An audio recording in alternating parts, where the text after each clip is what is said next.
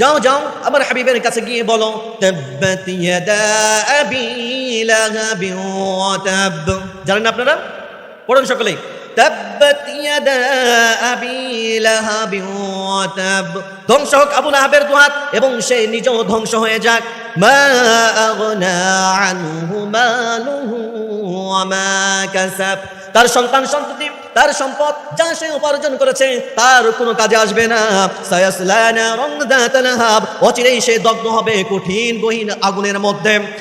ওয়ামরাতুহু হাম্মালাতাল হাতাব, শুধু সেই দগ্ধ হবে না, তার স্ত্রী উম্মে জামিল, যে নাকি রাসূল সাল্লাল্লাহু আলাইহি ওয়াসাল্লামকে কষ্ট দিয়েছে, যে নাকি খড়ি লাকড়ি বহন করে, এই মহিলাও সে জাহান্নামের মধ্যে অগ্নির মধ্যে প্রজ্বলিত হবে। ফি জিদিহা হাবলুম মিন মাসাদ, তার গলায় রশি পেঁচিয়ে তাকে বাঁধা হবে। জোরে বলুন আল্লাহু আকবার।